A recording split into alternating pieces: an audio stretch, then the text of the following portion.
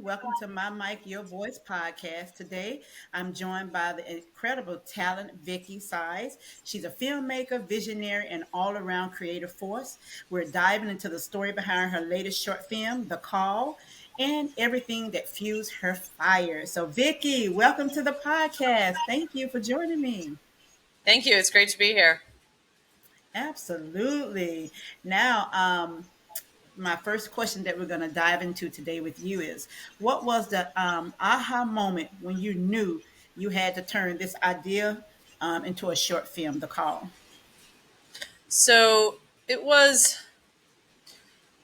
it was kind of a bit of a combination of things, but I think the most prominent kind of thing that happened that motivated the story was I think we kind of we all have parents, right? So we all kind of you have that feeling when you're very young that your parents are kind of invincible. It's kind of like logically that they may not always be there, but it's not until you start to hit a certain age as you get older and older that you start to kind of really grasp with that reality.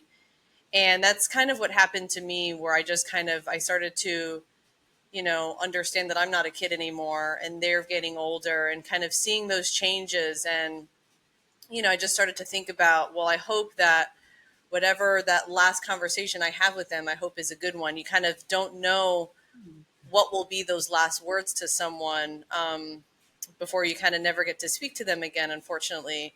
So I kind of was having that personal experience, and then I wanted to kind of tell a story as a way to remind myself to just be grateful for every time that you have with someone, and try to make the best of right now while you're with them. And and then I love science fiction, so I kind of try to express that feeling with a little bit of science fiction, and then that's how the recall was born. Oh, wow. You made me kind of emotional right away for a Mm. quick moment because that's it's just wow. You just brought back, you hit a soft spot with me because I lost my son at the age of two in a house fire, and his last phone Oh call was wow. to me before he died. And so you saying that just struck a chord with my heart, and just like, but Oh it's so wow. true. Yes, Hmm. it's just so true. So I play that call in my mind all the time. It's Hmm. just like it's just, yeah, I understand. So that's going to be great.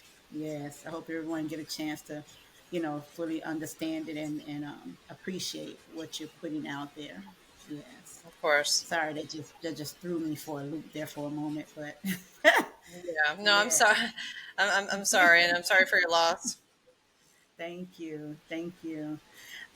So, what do you hope the audience take away after watching your short film, The Call?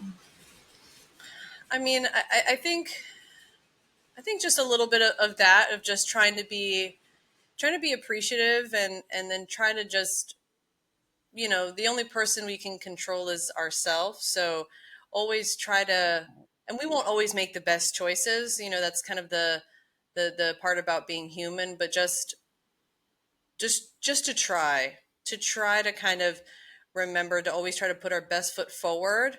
And then if we do make a mistake, or if we say something we regret, then just try to recover from that moment as quickly as possible. Don't kind of linger too much into the bad feeling, and just kind of, because sometimes, even when someone annoys you, sometimes it's almost like a privilege that they get to annoy you, because that means that they're right there with you.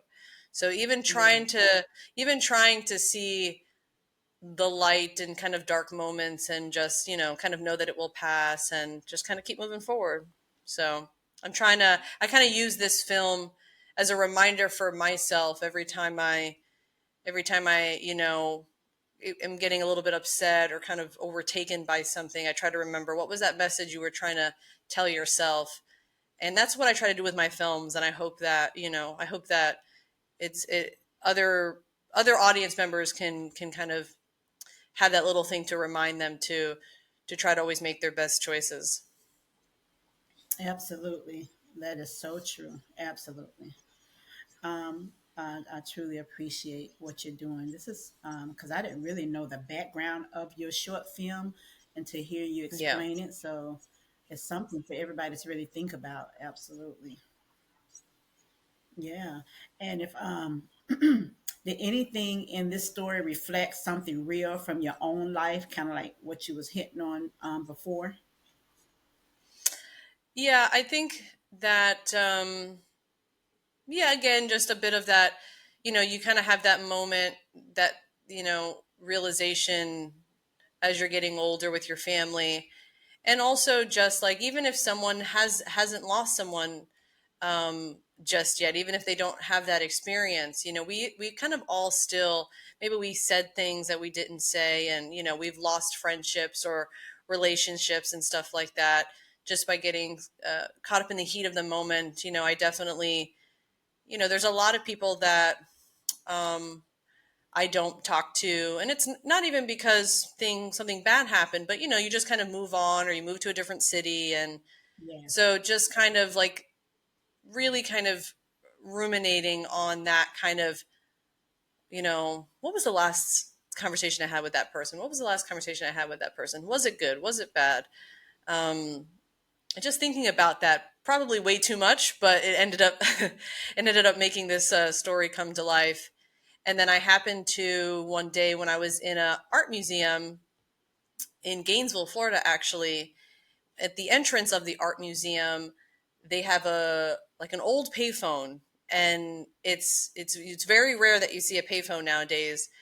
I know, But it right? was, yeah, but it was inside the building. So then it was like, and probably no one uses it. So it was like still pristine and almost looked brand new. And then I was having these feelings as I happened to walk into the museum, and I saw that phone, and something about that visual of looking at this like phone in that sort of way, it kind of, that really kickstarted, like, okay, I think this could be an interesting idea, you know to make it into a film, and what that could look like and stuff like that. So That's pretty cool. Girl, I would yeah. give anything to see a payphone. I remember the days standing in line. Yeah. You had to remember numbers, and now Hmm. it's like on the cell phone, you're just pushing the button. I'm like, what was that number? I'm like, oh my Yeah. God, it started with so and so. I missed the days of the payphone. Yes, it was pretty Hmm. cool. This generation don't know anything about That's that. true.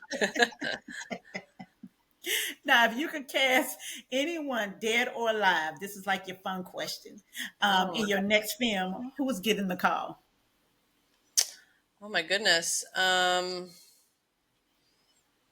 a little bit tough. Maybe I got to go with the first person that comes to mind, although there's so many talented people. Maybe Emily Blunt, Oh, just because I've seen her. She has just so much range. Seeing her in horror or action or comedy or yes. romance or action, or, so she's just kind of one of those stars that, even if you don't like the movie, you're just still kind of impressed on how she's kind of has her hand in every pot. And she always brings something to the film. And then if you love it, great. And even if you don't like it, I feel like she kind of still had something to show you. So that's like the first person that Yeah. comes to mind. So maybe Emily Blunt. Wow, that's a good choice. Yeah. Yeah, she's a good actress. I like her too. Mhm. All right. And where can we see the film and where can we see more of you? So, well, definitely it's going to be playing at the Orlando Urban Fest 360. And it's still kind of in its festival circuit. It'll be in the festival circuit until about the end of this year, and then it will be released Oh, nice. publicly. Um, so it's not available public yet, but if anybody would like to sort of stay tuned to when that would be available, there's my website, which is my name, VykySaiz.com. Or it's the same thing. The upside is that I'm kind of the only Vyky Saiz. So if you kind of look for it, you'll easily find me. Also on YouTube. So if you subscribe in that sort of way, when it gets available public, you'll be notified and you'll be able to watch it in case you're not able to make it to any of the festivals that it'll be playing at. So, yeah. Oh, that's pretty cool. So, do you have any other films, or this just the only one? Yeah, so I have a few films on my website. There's kind of four showcased there right now. One of them is Recall. The other three are currently public. So on my website, you can kind of watch those if you like.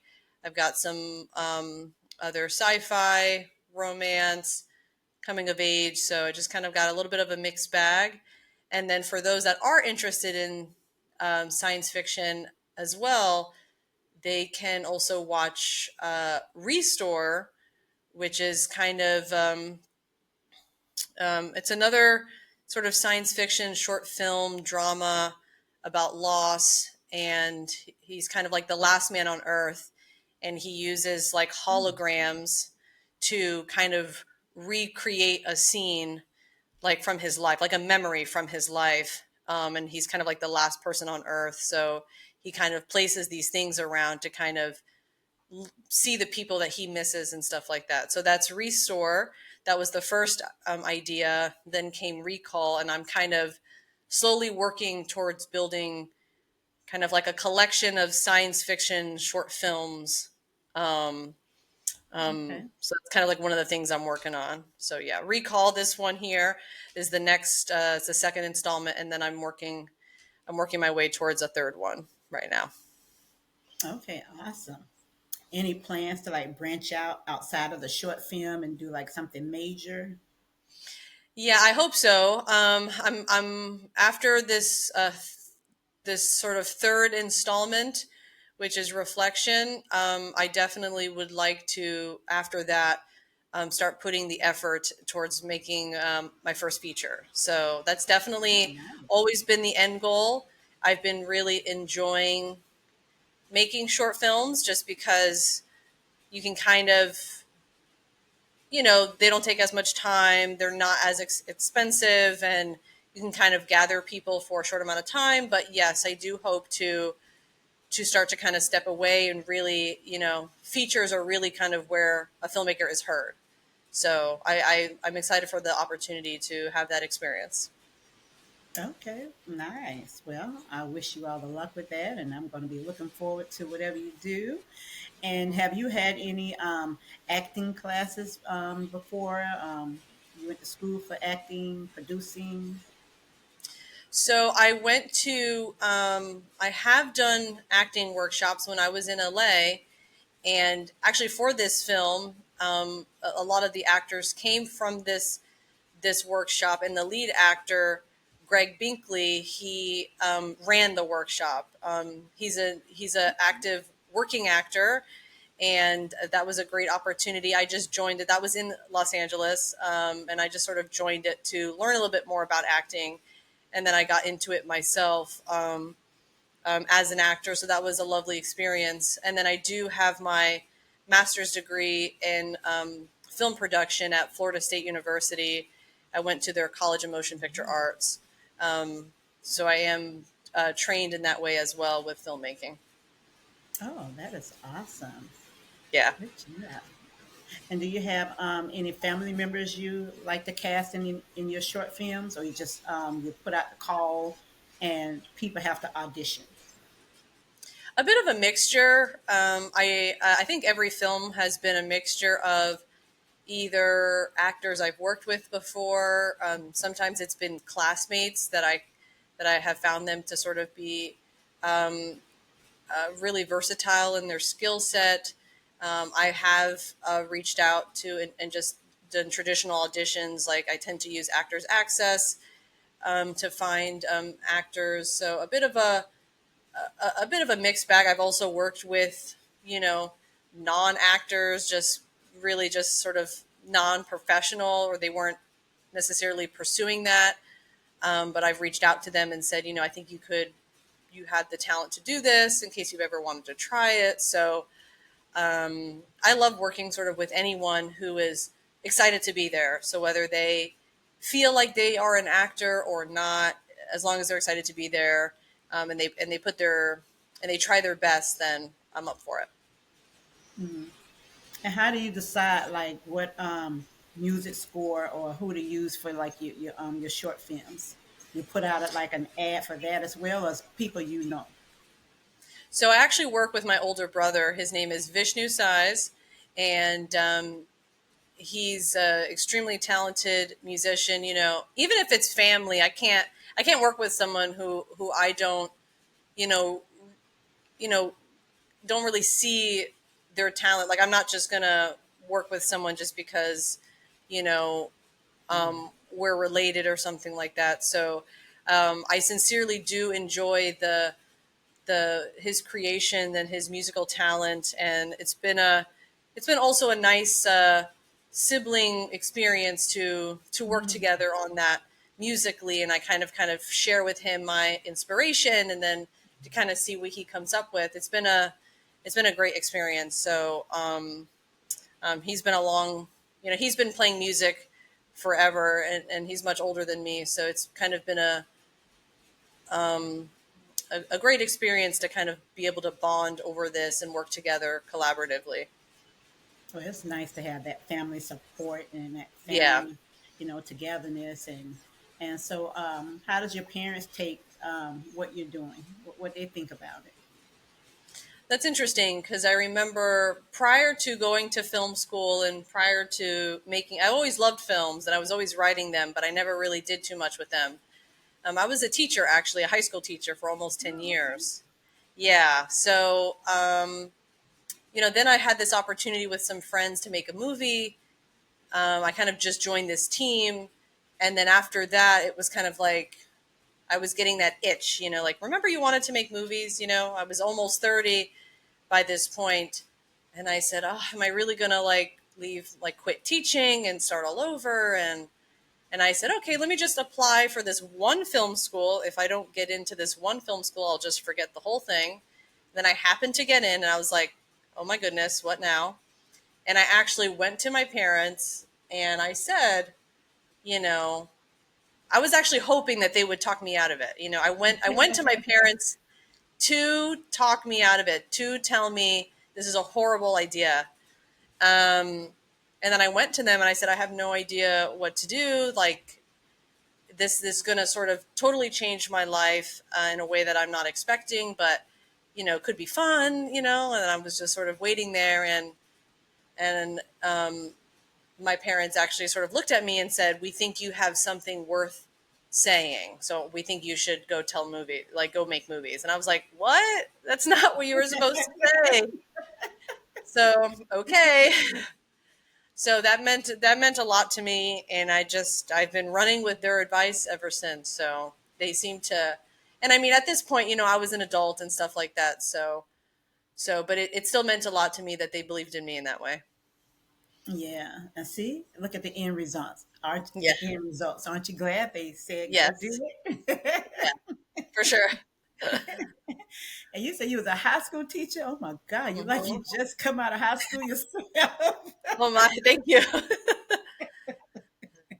Yeah. Oh my goodness. My Hmm. granddaughter, she would love to talk with you. She's in theater. She was a junior Oh. thespian in middle school. Now she's a thespian. Going into high school. She actually got into the Dr. Phillips Magnet program, Oh and she's wow. doing theater. So she has a 4.0 GPA. The girl is smart. She have all honor classes, and she just loves Yeah. acting. And she just got accepted into the medical program. So she's my little butterfly. Yes, I'm so Okay. proud of her. Absolutely. And she does good. So who knows? She may be out there on the big screen with you guys one day. That's true. That's You true. never know. Hopefully. Hmm. Absolutely. All right. So, what's the next dream project you're manifesting? So I think it's going to be this third installment of this kind of science fiction world I'm trying to create. The third Okay. one is Reflection, and it's about a singer who gets an opportunity. She kind of gets her big break opportunity to sing at this luxury private event, but then she comes to find out that it's actually like a virtual reality, augmented reality concert. So she kind of finds out that they get to change how she looks as she performs. So she kind of has to decide how she wants to be remembered, if she wants to be remembered by her voice or by her face. So it's kind of this sort of it's a little bit of a bigger idea, but it'll be another science fiction short film and kind of incorporating a little bit more music and singing and original songs and stuff like that. So I'm excited. Oh, nice. That's going to be good. Remind me of the bodyguard. Yeah. Goofy. That was Yeah. a plus. So That's true. now, as far as discipline and staying grounded, what helps you in that area as far as like your creativity and producing short films? Hmm. Probably just always working kind of towards it. So everyone's a little bit different. So you kind of have to, the main advice that I tell people is that you have to know, like you have to know what your strengths are, of course. And you have to be willing to tell yourself that you do have strengths. Sometimes it's hard to compliment ourselves, but it's important to know, like, I do these things pretty well and I do these things pretty easily. Right. And then, but we also have to know what our flaws are, Yeah. what we don't do too well, and then kind of work with that. So I'm generally pretty good with time management. So, and kind of creating to-do list and stuff like that. So then I don't really need help in that sort of way. Or it kind of Mhm. depends on the time of year or the project, as I'm balancing like my own work with, what I do for the day job and stuff like that. So people just kind of have to know what their weaknesses are and then try to find some way or someone to kind of help with that. So for example, if you have a hard time with keeping yourself accountable, then maybe you can even have a friend, you could tell a friend, they don't even have to be filmmakers, but they could just kind of, then you can have that person that says, can you just tell me every Friday, can you check in and be like, what have you done for your film this week? Sometimes we have a hard time Yeah. showing up for ourselves, but we can show up for other people. It's kind of like, it's just Yes. finding different ways to kind of trick your brain. And there's no shame and there's no, sometimes I think we spend too much time wishing we were someone that we're not. So for me, I'm kind Mm. of, instead of wishing that you were a morning person and spending so much time and energy into trying to be a morning person, just accept who you are. You're not a morning person, let's say. You are a nighttime person. You feel like you get your best ideas at 10 p.m. You may wish that you had your best ideas at 10 a.m., but just work with who you are is kind of the best motivation that I can, or piece of advice that I could give people, because at the end of the day, all that matters is delivering something, right? Finishing that script, Mhm. or making that movie or writing that book. So it doesn't matter how you get there, just find the way that actually works for who you are, and then you're more likely to actually finish or reach that goal. Oh, nice, nice. And that leads me to this question: what is one piece of advice you would give your younger self? Ooh, that you're not as alone as you think you are. And that's probably the, I definitely felt misunderstood, and, I felt more alone, because especially when you're younger, you kind of, and I have a big family, for example, but Mhm. you tend to count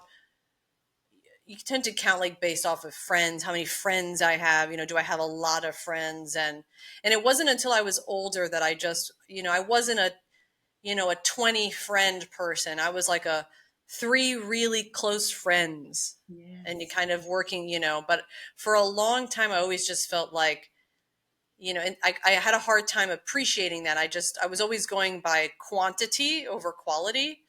So I just always felt like, man, if I just, had more friends, and that would make me feel like people believe in me. But, and as I got older, I realized, that I'm very, very thankful for the close group of friends that I have. And then I'm also very thankful because I do have a large family, and they have been my biggest supporters. And I am significantly more supported than I thought. So I didn't pursue this for a long time because it's tough to kind of do it on your own. Yeah. And I was worried that I wouldn't have any support, and then I came to realize that I do. So um, that's probably a bit of like believing in yourself and knowing that there are people around you who support you, even if they don't do that same thing that you do. They don't Right. need to do what you do to feel supported. Right. So, Well, you're doing a good job from what I've been reading and checking out, and your voice is being inspirational. So I wish you all the best with that and keep pushing forward. Now, for those who's trying to get into the industry, what advice would you give them as far as like starting out? Would you recommend they go to school, get a degree, take acting lessons? What would you recommend?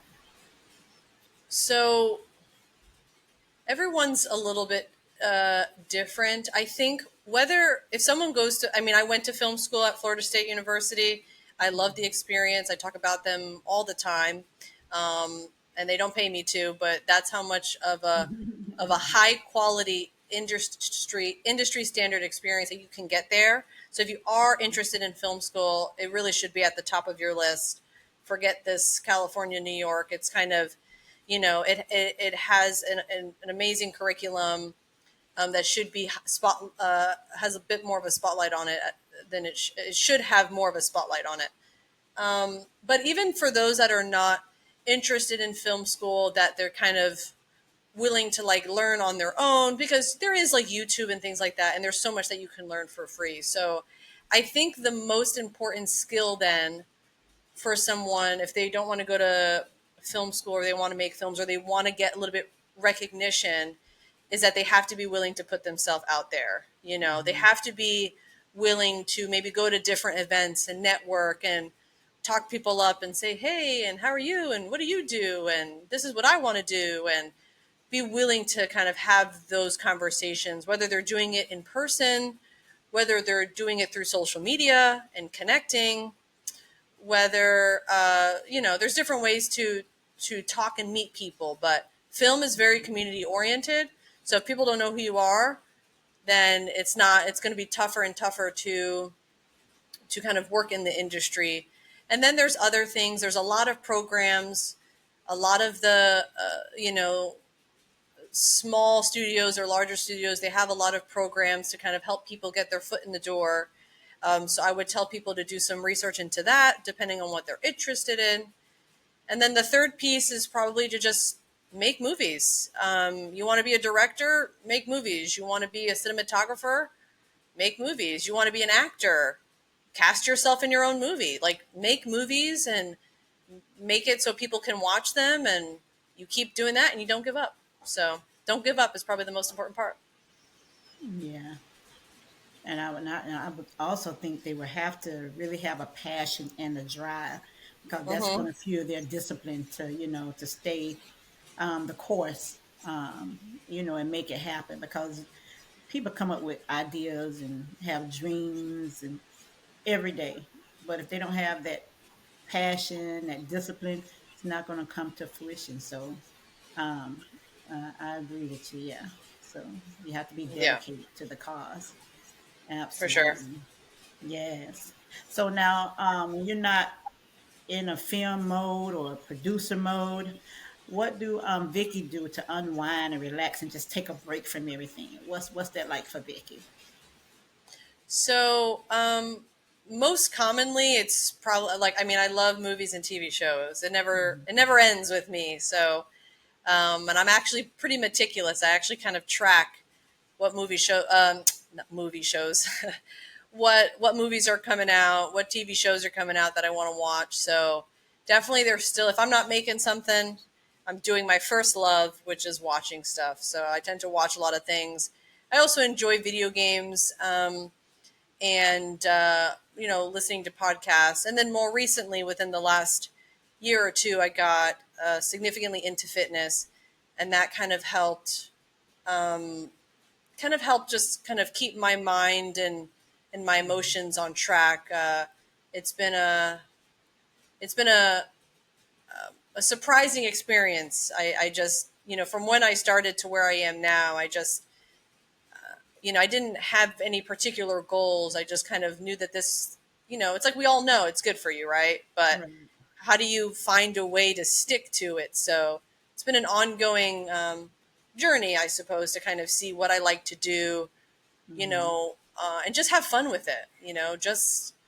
Just have fun with it. Also enjoy traveling, and I think it's important for storytellers to kind of see the world around them. And if you Mm-hmm. can't afford to, then there's videos and there's books, and but you just, a lot of my ideas come to me when I'm not home. So I Mm-hmm. always like to kind of keep, get outside, go for a drive, go see Mm-hmm. different places, try new food, anything that kind of can be inspiring on accident. So that's what I like to do. That's exactly the next question I was going to ask you. When you're traveling Mm. about, is that where you get some of your ideas from? To when you see like different nature, or like you say, you may be in a restaurant, you may see somebody doing something or say something that triggers something. Is that like how you get a lot of your ideas and things like that? Yeah. So just in general, I get kind of a lot of my ideas from experience, and they don't even have to be fancy experiences. I mean, Okay. I'm kind of like that person, that family member, or that friend that, you tell me a funny story, or you say a sentence funny, and I'm writing it down. Mhm. Okay. Because I'm like, oh man, I could put that sentence in a scene somewhere else, and I think that would be funny, or that could be scary, or oh, that could be like romantic. And I wasn't always this way. I think starting to when I started to make more of a conscious effort to make films, because sometimes people feel like, oh, I don't have any ideas. And I Mhm. definitely went through that experience, but you just have to slowly start putting filmmaking and storytelling at the front of your mind. And then you start to realize everything is a story. All of the people in your life are characters. I don't know if this, you know, everyone is a character, and everyone has an interesting personality. And you can take this person's Mhm. personality with this person and make a new person. And so we're constantly surrounded by stories. And it's just, you have to kind of put on those glasses, and then you realize, and I take little pieces from everything, Mhm. and I write everything down. I write I everything do. down on my So do phone. I. I have Yeah. 4 notebooks of writing because I like to write, and that's why I was Yeah. asking you those questions, because I saw the other day where, a producer said, "Get 70, index cards and put each, scene on the card, and once you get to 70, you got a script." I was like, Mm, interesting." I'm like, "Hmm," and you could start making a short film or movie. I was like, "That's interesting." So I bought me right. some index cards. So I said, I'm going to start There you go. Yeah. put each scene on the index card and see if I get up to 70, and there I go have a script and a feature. So I'm like, that was interesting. So Yeah. I you ever love those heard of different that before? ideas.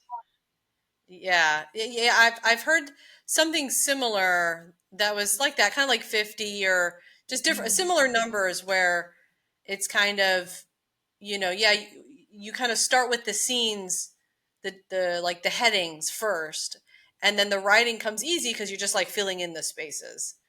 It's kind of like you know where the story's going to start and end. Mhm. So then it makes filling out the middle a lot easier than trying to go one, like trying to write the whole thing in order. But everybody has whatever works for you is always what's most important, because everybody has different techniques. So I have found that to help me as well, to kind of know, where do I where do we need to end up from the beginning all the Okay. way to the end. Yeah. Awesome, awesome. Well, Vicky, it was good talking with you today. I'm looking forward to your movie, The Call, coming out. I wish you a lot of success with that. I wish you a lot of success with making your big feature film that you want to make. So it's going to happen. So you seem like you got the personality to make it happen. So, and I hope you enjoy Urban Fest 360 Film Festival while you're here in Orlando. Unfortunately, I won't be there to meet you in person, but I look forward to hearing all the great reviews and things like that. So I know it's going to be awesome. Is there anything or any charities or anything you like to mention that you support, or the way people can contact you if they're interested in like auditioning or anything like that? You have any plugs you want to put out before we go? Yeah, so if you are a filmmaker, whether you are experienced or inexperienced, and you've made a film, and you would like to kind of receive funds for that film that you already made, maybe you want to pay some of your actors, or even pay yourself back because it costs money to make movies, or you want to put it towards your next project. Maybe you have a script that you wrote and you don't quite, you need a little bit of funds to kind of bring that script to life. Then I definitely think that you should look into 100 Voices of Florida. It's a grant initiative started by my sisters and I, for filmmakers in Florida or filmmakers with connections to Florida. Um, because some of us are kind of all spread out around the country, whether we were born and raised here or we're currently here in Florida making films. So definitely check that out. And that is 100 Voices of Florida. And the website is 100VOF dot.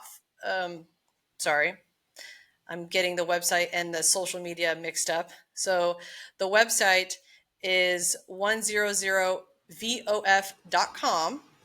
If you'd like to go to our website and see all the details.